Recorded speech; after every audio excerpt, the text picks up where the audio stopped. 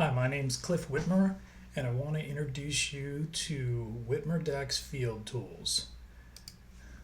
Before we get started in any of the tutorials on how to use Whitmer Deck's Field Tools, I want to give you a little backstory about why we developed this in the first place. Um, Doing calculations in the field is a little more difficult than doing it sitting at your desk.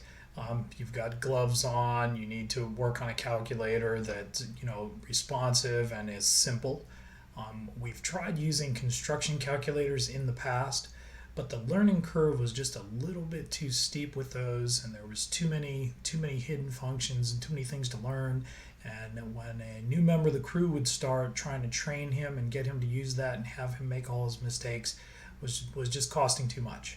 So if your specialty, or you have a crew that their specialty is building decks and screen porches, this is the tool for you. It can be used for other things.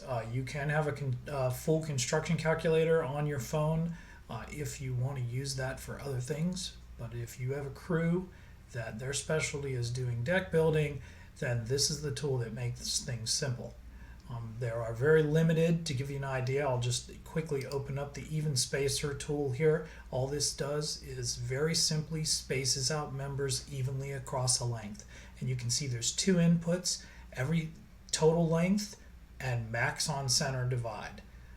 Everything's laid out where you can see it here. There's an information key to give you additional information about what should be put into that.